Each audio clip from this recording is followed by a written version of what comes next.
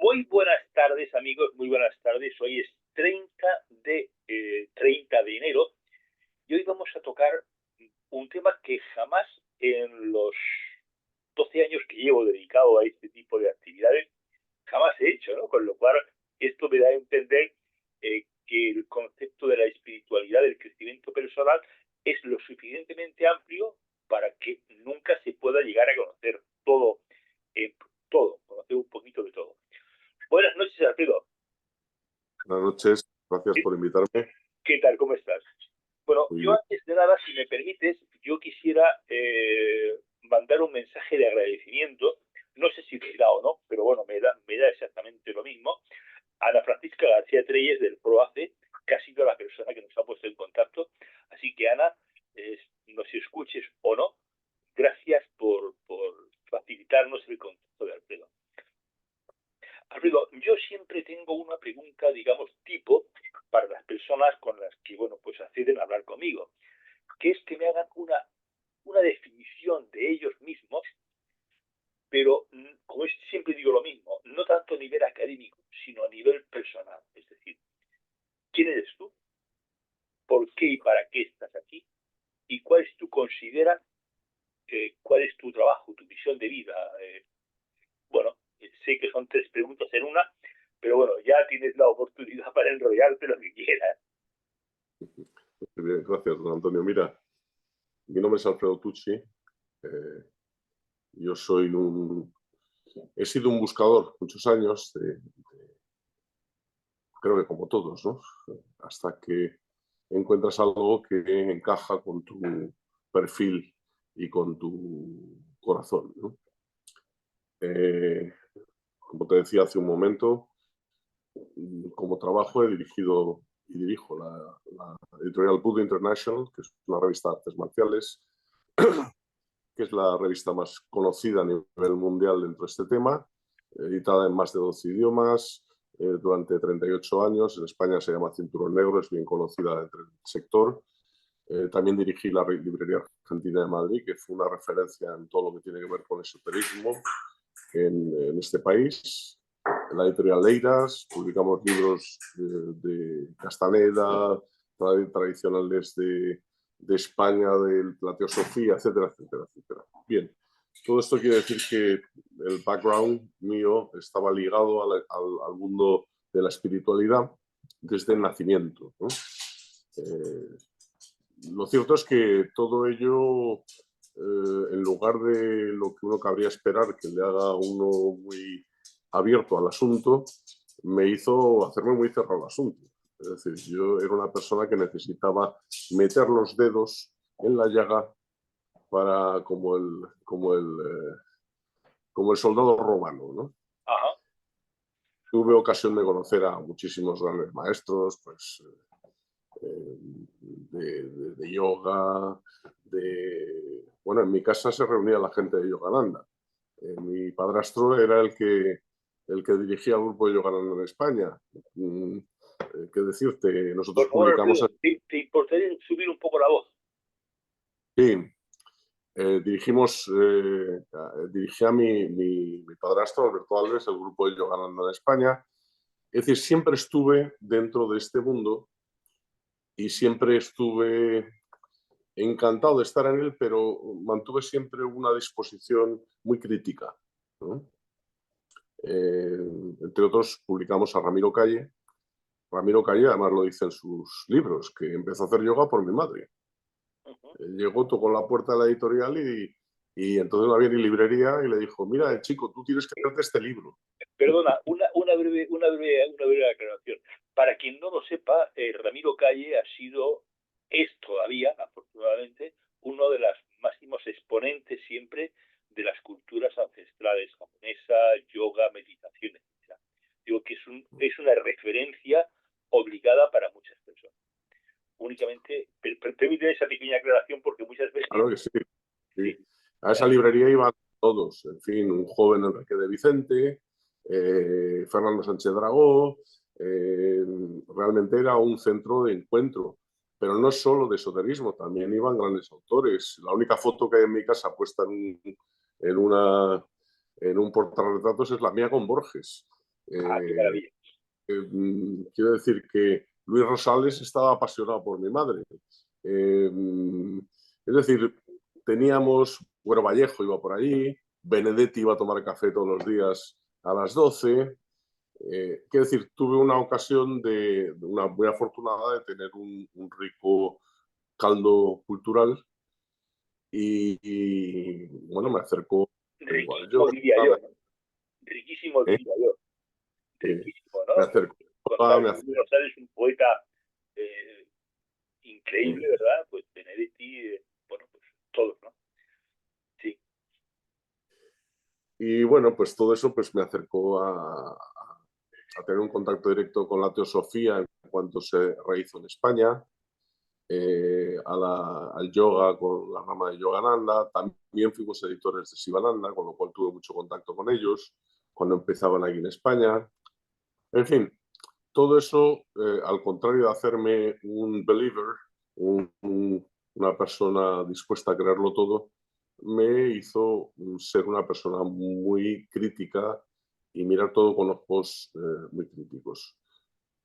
Cuando encontré el Ubuntu, pues fue un shock, porque para mí aquello funcionaba dentro de unos parámetros que yo no podía explicar y sin embargo las cosas funcionaban, ocurrían. Y te voy a contar la historia cómo empezó, ¿no? Había una persona con la que no hablaba hacía 3 meses y yo quería de alguna forma establecer contacto, poner punto final. Le pregunté a mi profesor, ¿puedo hacer algo? Y dice, claro que sí. Dice, tú coges una berenjena, metes el nombre, la abres, metes el nombre de ella adentro y le pones fuego. Fuego. Tienes que decir unas palabras y tal. Unas palabras en un idioma que yo no entendía. Bueno, yo digo, no tengo nada que perder. Así que fui a la barbacoa del jardín, hice tal como me habían dicho. Lo primero raro es que el alcohol no quemaba. Cosa que, claro, es imposible. Y acabé echando la botella entera. Y le eché hasta que al final aquello pegó un pedo. Quemó y en el momento que se quemó a esa berenjena, el teléfono suena. Y esta persona me está llamando. Claro, yo me cagué. Te puedes imaginar que fue un shock. Yo no tenía cómo explicar eso, porque dentro de unos términos de razón no existe una No. explicación, no hay nada entre la berenjena y esa historia. Con lo cual, para un descreído como yo, ese fue un buen primer impacto, ¿no? Y de ahí empezó la cosa, ¿no?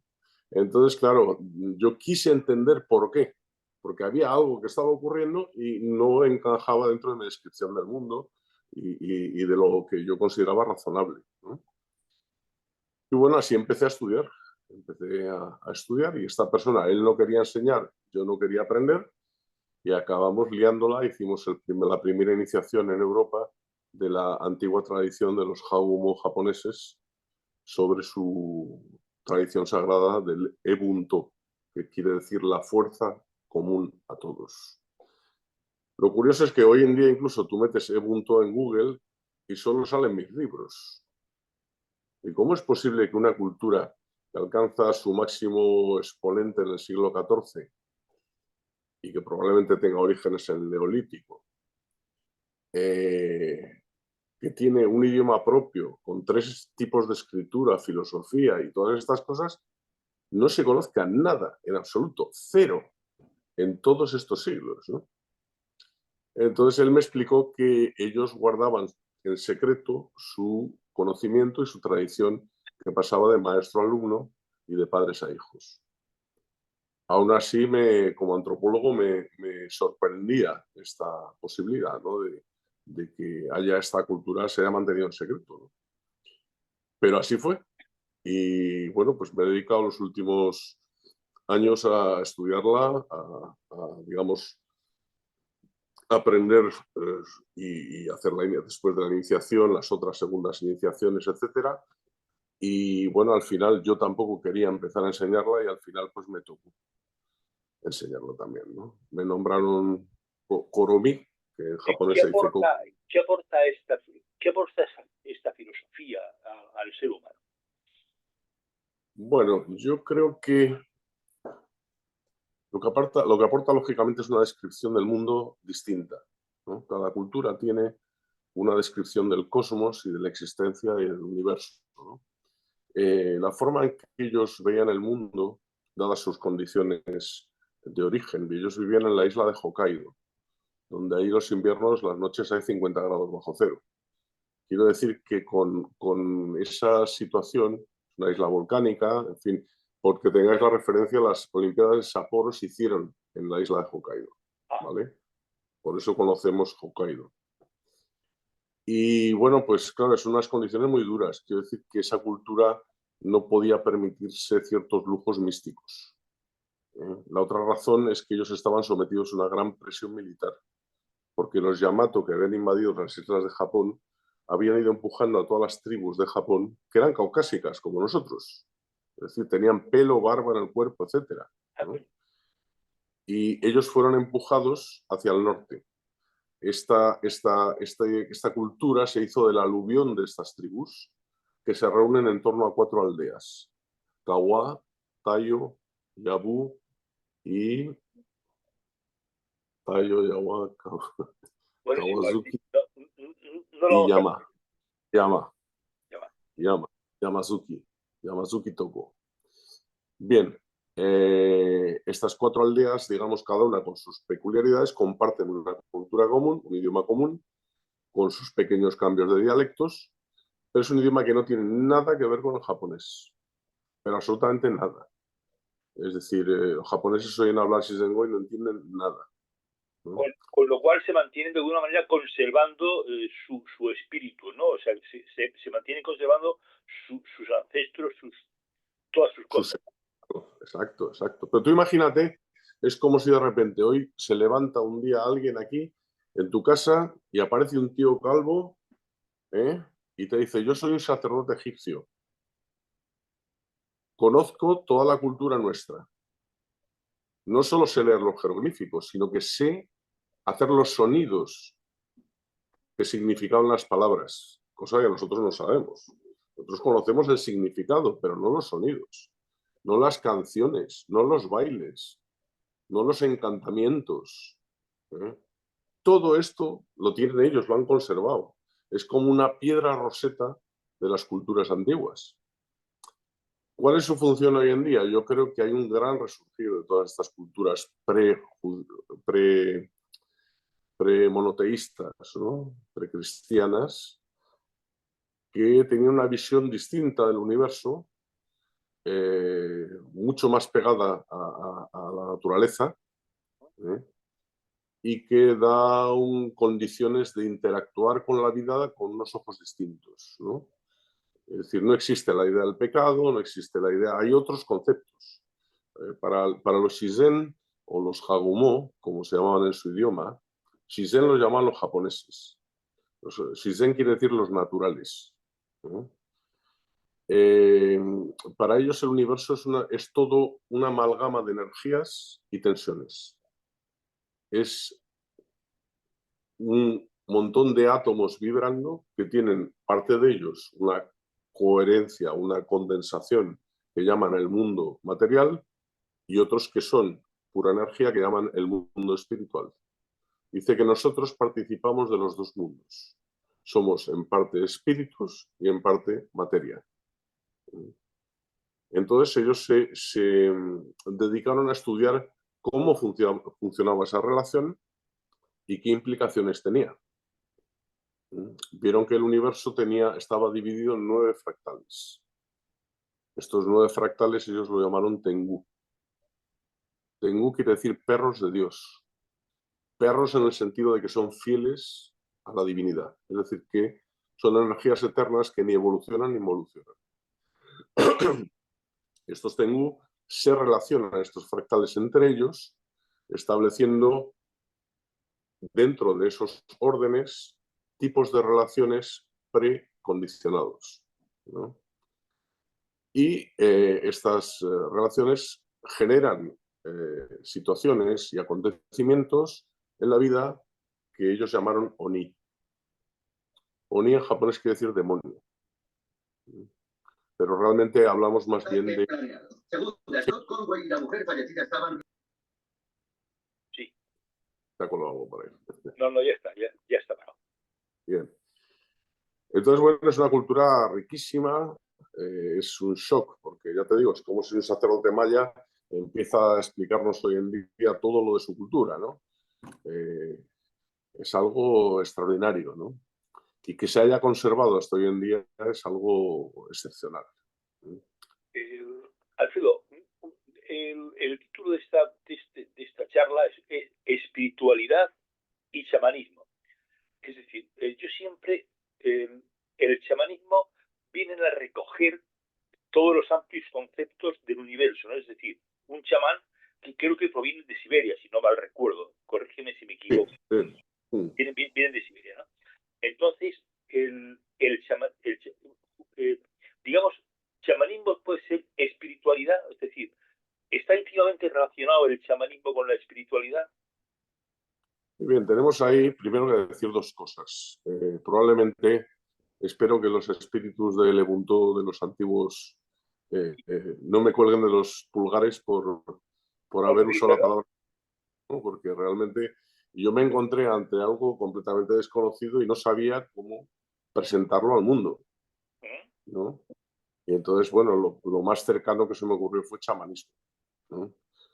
Para que la gente lo entendiera, si bien el chamanismo sería una reducción de lo que realmente se le Lebuntó, que es algo mucho más amplio, ¿no? Es realmente toda la cultura de ese pueblo, ¿no?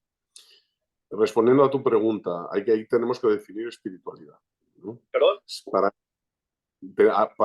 Para responder a tu pregunta tenemos que definir espiritualidad. Ajá. Entonces, para mí espiritualidad es el mundo no visible, es decir, el mundo visible.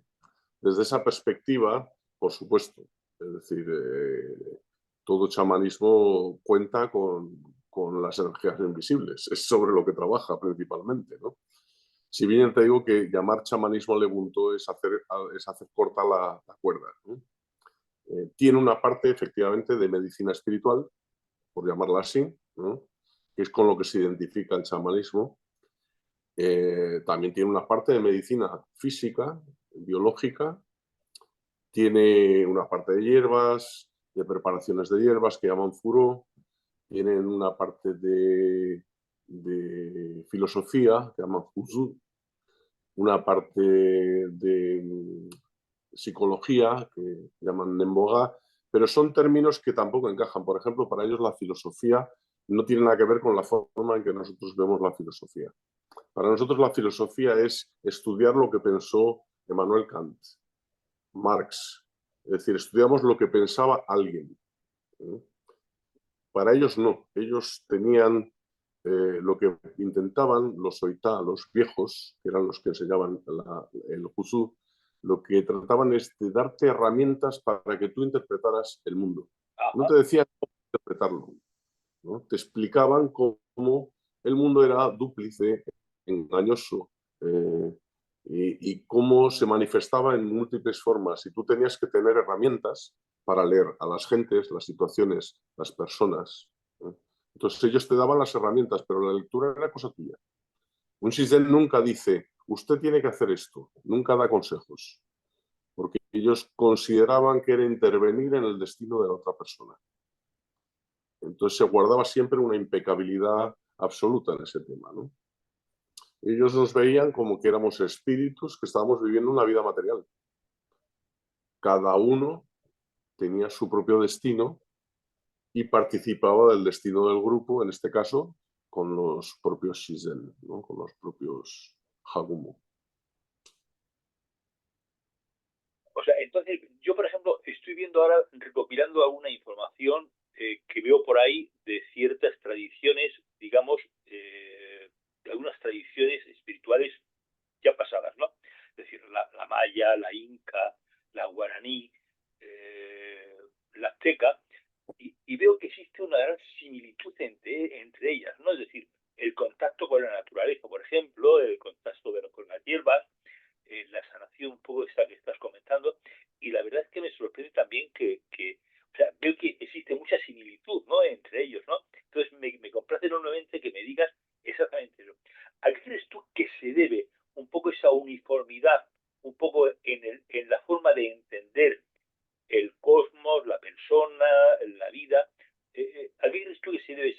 esa uniformidad en estas tradiciones? Bien, es una pregunta muy interesante.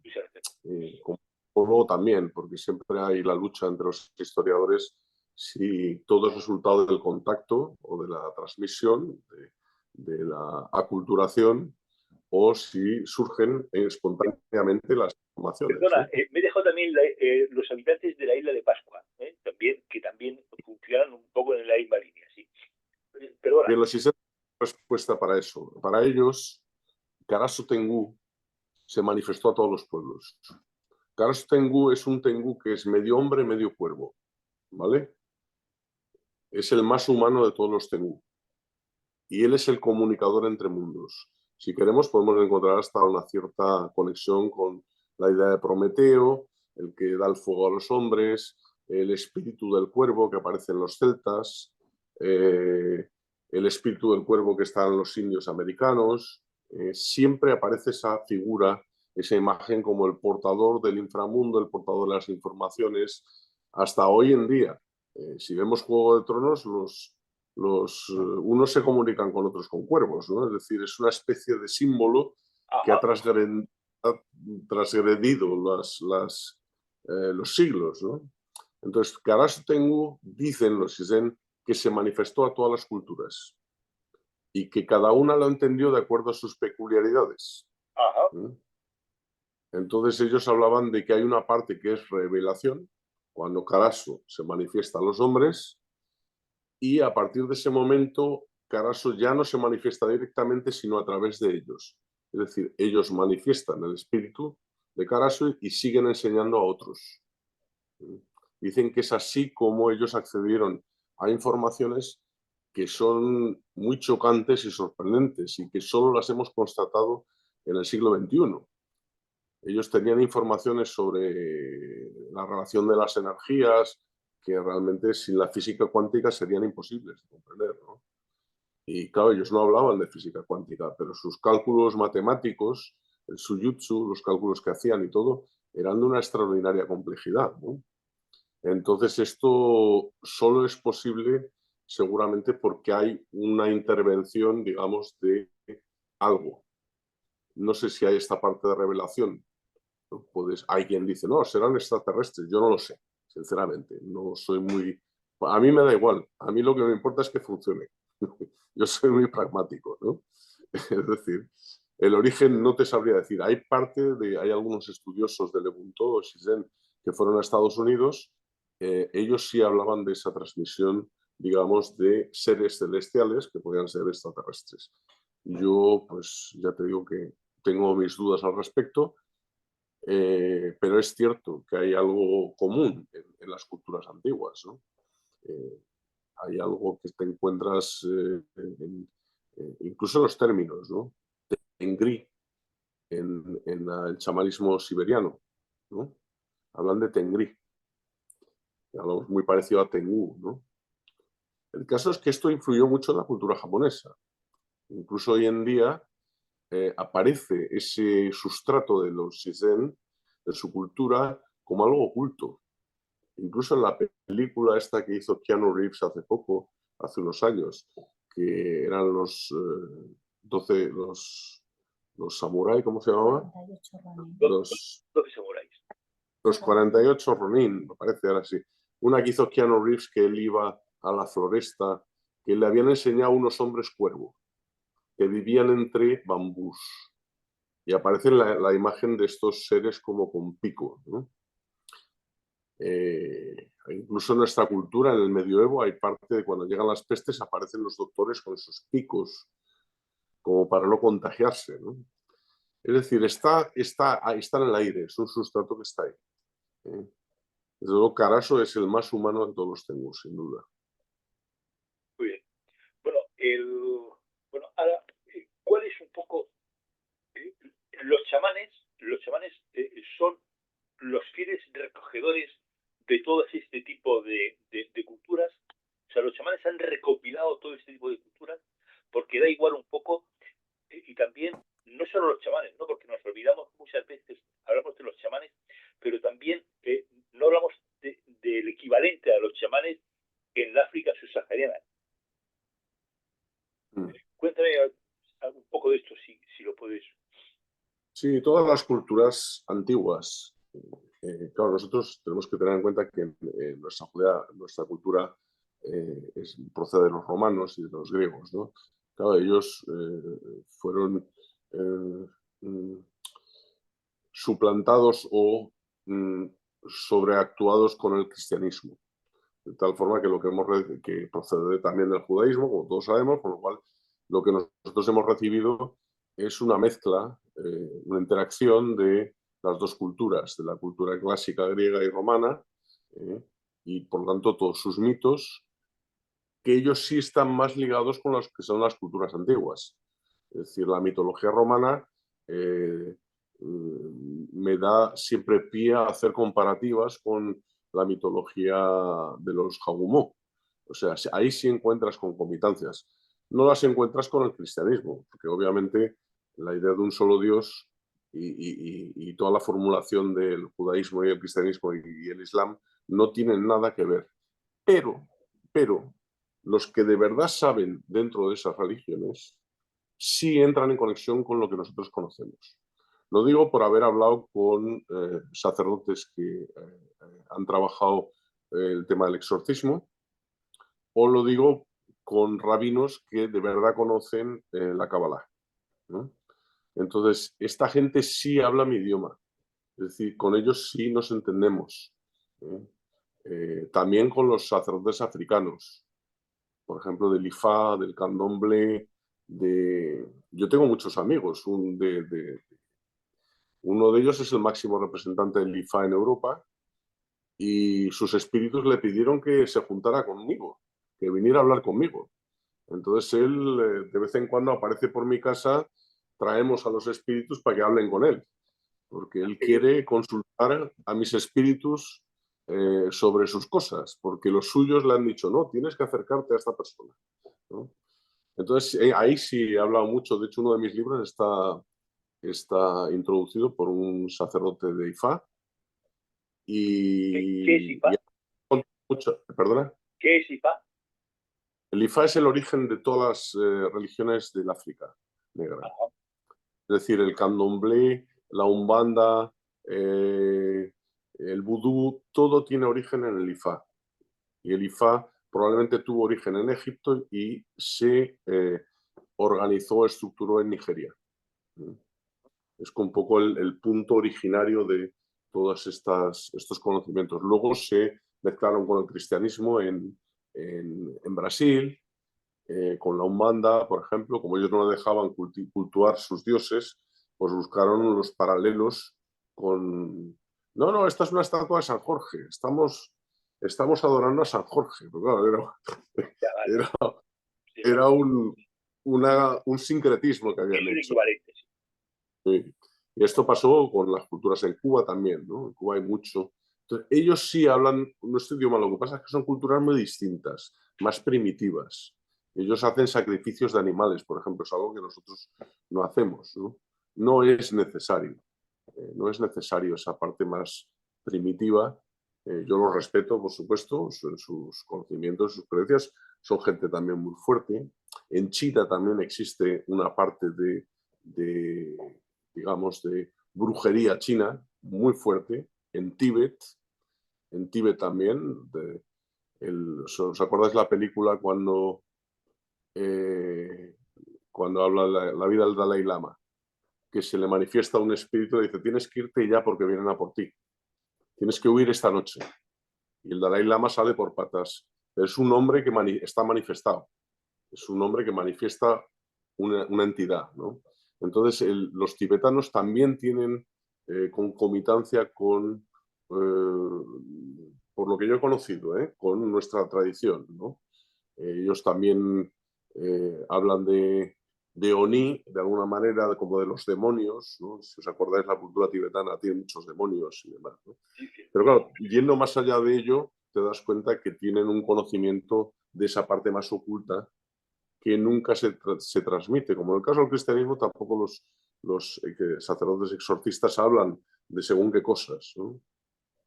De hecho, a José Miguel Gaona, que es uno de el neuropsiquiatra, le llevo ahora día 13 de febrero a la Malagueta, en un ciclo de conferencias que organizo allí, que La dirijo Malagueta allí. la Malagueta es en Málaga, ¿no? La Malagueta sí en Málaga, sí.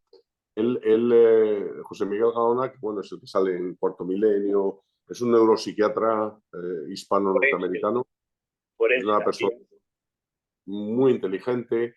Él ha estudiado mucho el tema de los límites de la muerte, de la conciencia y todo esto, como neuropsiquiatra y Bueno, como estudioso. yo diría, Él, Alfredo, permíteme una pequeña broma, ¿qué no ha estudiado José Miguel Gaona? ¿Y de qué lo sabe José Miguel Gaona? Porque yo lo sigo esporádicamente y francamente es un tipo que me sorprende siempre, ¿no? Porque es que puede hablar de todo además con propiedad, no habla porque sí, ¿verdad? sí, es extraordinario. Y él, por ejemplo, fue una de las personas que el Vaticano eh, admitió para el estudio de la parte del exorcismo, ¿no? Ah, Tiene que ser... Entonces, yo también he tenido contacto con esta gente. Entonces, ahí sí encontramos realmente, cuando levantas la manta, hay gente que sabe en todas las tradiciones, ¿no? Pero lo curioso es que en el Ubuntu el conocimiento es coherente. No hay un lado, digamos, que dice una cosa y otro que dice otra. No, es un conocimiento coherente, redondo. Y eso me ha importado mucho porque para mí la coherencia siempre ha sido importante. uh-huh. Eso sí, el Ubuntu son como muñecas rusas. Es decir, el iniciado, todo lo que ve por fuera es coherente. Pero cuando pasa a otro nivel, no deja de ser coherente, pero es otra cosa. Y así cada vez más, ¿no? De hecho, hay 6 nombres para cada Tengu que se aprenden solamente con los grados. Son como llaves que abren la conexión entre el mundo O sea, material y espiritual. que no subes al segundo piso si no has pasado por el primero, ¿verdad? Y viceversa, ¿no? Algo así, ¿no? No hay manera. Es un camino que no es para mucha gente. Lo digo así de claro y lo digo así en mis libros. Digo, el Ubuntu es para ser admirado por muchos y seguido por pocos. Es una cosa que requiere sacrificio, esfuerzo, determinación y es un camino de transformación, claro. Porque todos los caminos espirituales verdaderos son aquellos que te cuestionan y que de alguna forma te hacen ir más allá de ti mismo o transformarte, ¿no? Transformarte en el sentido de tu molde, porque siempre en esencia somos los mismos, ¿no? Es Puede ser decir, adaptación más que sí, más. yo lo veo como una escultura, ¿no? Que vas quitando lo que sobra Como una para, cebolla, ¿no? para que se quede lo esencial, ¿no? Como una especie de cebolla. Todos tenemos muchas capas, ¿no? Y se van quitando poco a poco. O como una especie de escultura de barro. Ajá. ¿Eh? Aquí que tengo una escultura de barro de Carasso, Bueno, tienes precisamente. varias, ¿no? Ahí Yo veo muchas atrás. esculturas por ahí. A ver, aquí la tienes. Ajá. Esto es Carasso Tengu. ¿Eh? Estos son todos los Tengu, que yo hice varias esculturas. Este es el señor de la guerra, este es el señor de la magia, Susundá. En fin, como curiosidad, ¿eh? Para romper un poco el diálogo monólogo este que llevo dando, aquí la Los paliza. tienes presentes. Tienes presentes. Bueno, el chamanismo es un tema.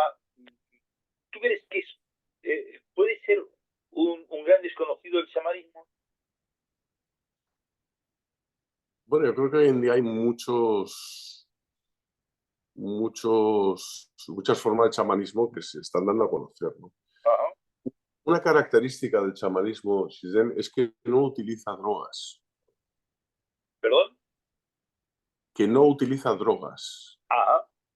Normalmente yo he sido reacio siempre a eso. O sea, a mí, es decir, mi estado de alerta no me lo quita nadie, ¿no? Me gusta tenerlo bien asentado, ¿no? Y no necesito no me gustaría necesitar de un medio para conectar con el espiritual, ¿eh? Creo que tenemos que ser capaces de hacerlo, si no, ahí puede haber una impostura, ¿no? En todo el tema. Entonces, me gustó eso del Ubuntu. En el Ubuntu no hay drogas. No existe eso de me voy a tomar un peyote o me voy a tomar unos honguitos o me voy a tomar una liana que me va a hacer vomitar y voy a ver a Dios. No existe eso, ¿no? O la ayahuasca. Ayahuasca, sí. Lo que existe es una transformación de la energía. Por ejemplo, cuando hacemos una ceremonia, uno toca determinados puntos de energía que cambia el ambiente y cualquier persona dentro de ese ambiente lo percibe. No ha tenido que tomarse nada. Por ejemplo, en las iniciaciones, que llamamos en Shizengo Ashakoro, es decir, lo grande que se junta grande y germina, es como ellos decían, Ashakoro. En Japón se dice Hajimeru o iniciación. Es muy frecuente que la persona que está iniciando perciba el acercamiento de 7 espíritus de la tradición de ellos que vienen a ayudar a la vida de esta persona. Antiguamente no se paraba hasta que el espíritu manifestaba. Hoy en día ya no lo hacemos así porque nos parece un poco una violación, ¿no? Entonces sencillamente dejamos que haya una aproximación, pero la aproximación es tan fuerte que sin haber tomado absolutamente nada, es muy fácil ver a la persona caer de rodillas, ¿no? Porque ha avalado su burbuja energética, la aproximación de este espíritu, ¿no? Otras veces ver caer al suelo y empezar a hablar un idioma que ya no sabe. Es decir, esas cosas a mí me dan la certeza de la verdad de un camino. Por ejemplo, cuando hacemos una ceremonia, nosotros hacemos un tipo de ceremonias que se llaman Oginao, que no es propia del Ubuntu en exclusiva, ni todas las escuelas de Ubuntu la practican, pero mi tradición sí, mi linaje sí.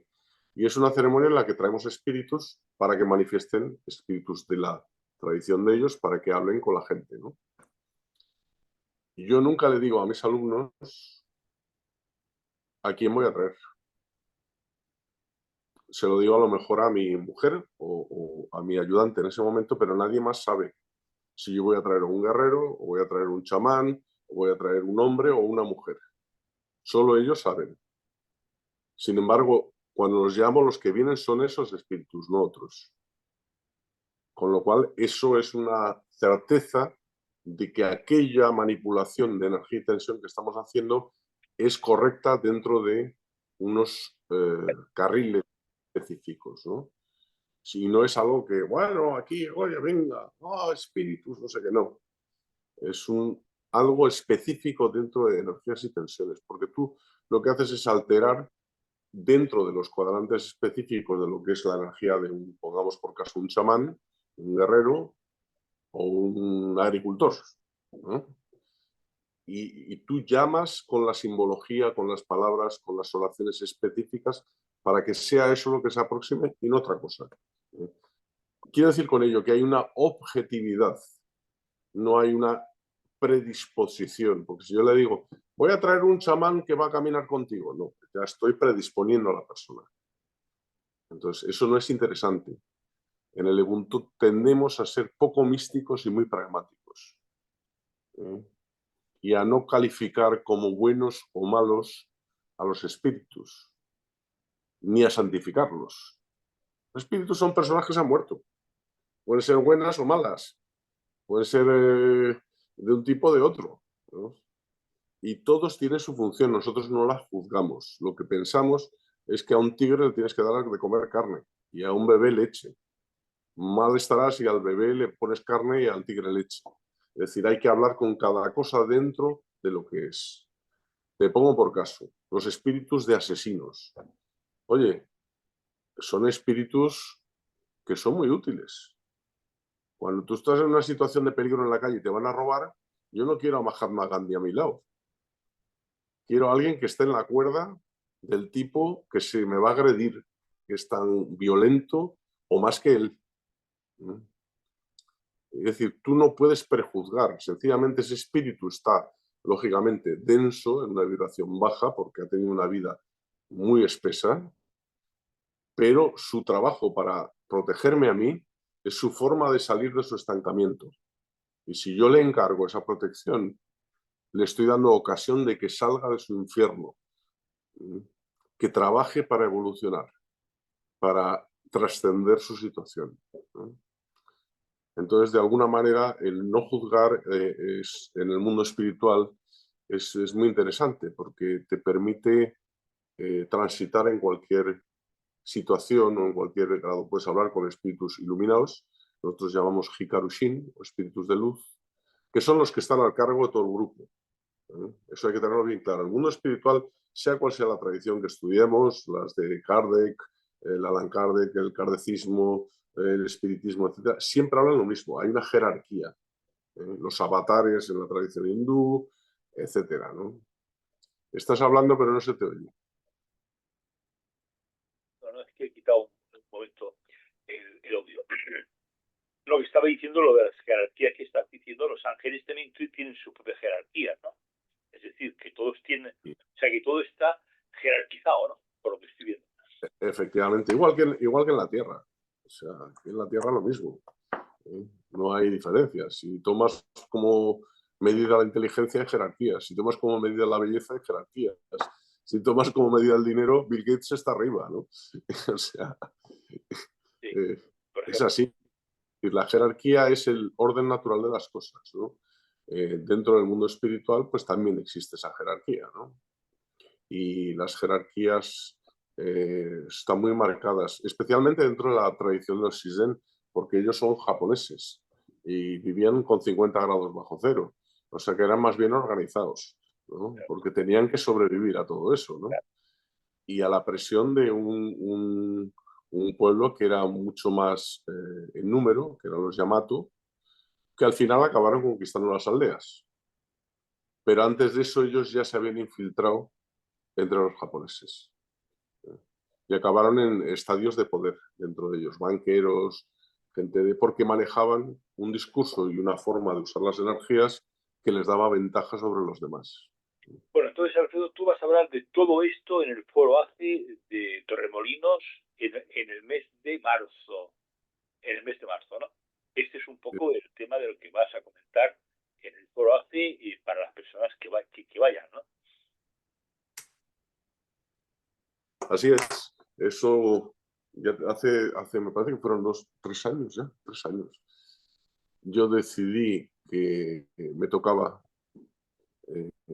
emprender esta fase, que me costó mucho porque una cosa es ser divulgador y otra cosa es enseñar. Entonces, claro, me costó la decisión porque la responsabilidad es muy grande para estas cosas. Cuando tú inicias una persona, nosotros llamamos poner la mano en la persona. Entonces, poner la mano en la persona es hacerte responsable por la vida de esa persona, pues tanto su parte espiritual como su parte material. Se dice que un shidoshi o un tombo, un sacerdote hagumo, sea cual sea su escala, conoce de todas las herramientas para que la vida de una persona vaya bien o vaya mal. Entonces esto yo sé que es una responsabilidad muy grande. Entonces me costó mucho, sobre todo porque ya me pillaba un poquito talludito y, y sin tanto entusiasmo juvenil, ¿no? Y yo tengo ahora 63, pues ya me pilló un poco... Pero bueno, Bueno, me puse ahí, fue tu momento, empecé. Alfredo. Fue el momento que tú decidiste. Tampoco hay que darle más vueltas, ¿no? Así que empecé a dar algunas conferencias, de ahí surgieron algunos estudiantes. Por este medio tenemos clases todas las semanas con ellos y después de un tiempo, eh, el de cada uno es el cada uno, ¿no?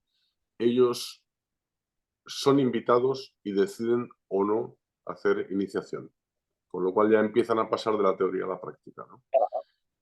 Y bueno, pues está siendo muy interesante porque realmente no existía ese tipo de cosa entre ellos. Entre ellos, incluso en Brasil, estamos hablando de los años 70 y 80, el grupo allí no se enseñaba nada, hasta que no era Shidoshi, es decir, hasta que no habían pasado 14 años, pues prácticamente no aprendían nada. Eh, Eh, Has hecho referencia, Alfredo, varias veces a Brasil, ¿no?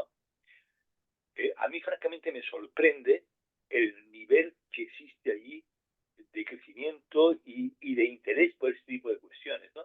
¿A qué les eh, suele? bueno, probablemente, Bueno, en general todo como dice, América, ¿no? Bueno. Sama, el Bossa, ¿no? País abençoado por Dios, qué bonito por naturaleza, ¿no? Un país bendecido por Dios que es bonito por naturaleza, ¿no? Brasil tiene, claro que sí, una energía muy fuerte, es un país de mucho fuego, hay mucha espiritualidad en Brasil, muy mezclada, Sí, ¿no? Hay los psiquiatras brasileños, por ejemplo, y los médicos, trabajan todos con algún camino espiritual, todos. sí. Ellos es muy normal que sea psiquiatra y además pues sea un padre santo, ¿no? Padre. O un, ¿no? Es lo normal, porque ellos han comprendido la relación del invisible con la psique, ¿no? Y la utilizan incluso como medicina, ¿no? Y sí, bueno, el caso nuestro es que sencillamente Brasil fue el segundo país de migración japonesa a lo largo de la historia. El primero fue Estados Unidos, principalmente Hawái, y el segundo fue Brasil. Y por ello se establecieron allí algunas familias Shizen en torno a un personaje que es un personaje muy curioso, se llama Ogawa Sensei. Él era un guerrero, no era un sacerdote, de forma que él mandó traer de Japón un sacerdote porque sabía de la importancia, ¿no? Que fue Shinyuki Sensei, que era un genio dentro de este tema, ¿no? Y él junto allí estableció un grupo en principio para defenderse de los japoneses. Hay un hecho histórico que está en un libro y en una película, que se llama Corazones Sucios, se llama la película. Está en internet, la podéis encontrar, muy interesante. Es un hecho histórico que es que hay una serie de piraos japoneses que cuando acaba la Segunda Guerra Mundial van matando a todos los otros japoneses que aceptan que Japón ha perdido y que la guerra sigue. Y claro, fue una revuelta tremenda. Entonces, Ogawa, junto a los Shizen que había ahí, los entrenó. Él era un guerrero, sabía las artes guerreras de ellos, para defenderse de estos piraos, ¿no? A partir de ahí surge un núcleo duro, viene el sacerdote este de allí y, digamos, como que renace la tradición de los espirituales de los Shizen. Hizo unos 250 shidoshis, pero de los cuales solo 8 de ellos realmente estudiaron la parte oculta con Shinyuke. Entre los 8 había uno solo que siguió enseñando. Shinyuke ya murió, Michie Hosogawa también murió, que era su mano derecha, de la cual yo soy sucesor, fui nombrado sucesor, y, y mi profesor, Shidoshi Jordan Augusto, en un momento dado se va de allí y se viene a Europa, sin intención de enseñar nunca más el tema, seguir practicándolo, pero usándolo para él, pero no enseñarlo, ¿no? Pero bueno, el destino llama más alto. Y cuando el destino llama, los hombres obedecemos, por el amor o por el dolor. Y así reapareció el Ubuntu. Muy rápido. Pues te agradezco de corazón tu presencia en este espacio. Espero que no sea la última vez. Es un placer auténtico es hablar contigo. Encantado. Cuando Gracias tú por la quieras. atención magistral que nos has dado. La verdad es que Muchas yo gracias. por lo menos tendré que reoír de nuevo el espacio para captar muchos conceptos, porque han sido muchos los nombres que has dado. Pero en fin, es un tema francamente interesante y para mí completamente desconocido. Y pues te agradezco de corazón tu presencia. Gracias a Ana Francisca por, bueno, y si voy por Torremolinos tendremos la oportunidad de darnos un abrazo. Será un placer y con mucho gusto. Gracias por invitarme. Estoy a tu disposición y te volveré a mandar el libro este último que he Ah, pues sacado. te lo ruego porque, ya te ¿Sí? digo, estaba como miserado, ¿no? Como seguro que a lo mejor, digo, mira, pues esto a lo Escrito mejor ya lo haces 25. así para que después no se lo manden unas personas a otras, deduje, ¿no? Bueno, pues gracias, José Manuel, Tania, Encarna, sí, de acuerdo. Te he oído un poco eh, eh, he conectado contigo, Encarna, y hemos pensado lo mismo, ¿no? Porque es francamente quedarse con todo, es muy difícil quedarse con todo. Bueno, chicos, pues un abrazo muy grande, hasta mañana, y que, bueno, mañana que tenemos mañana, que no me acuerdo. Bueno, mañana contamos con la presencia también de otra persona que participa en el Foro ACE, que es Lara Hernández, que os va a encantar, os lo garantizo.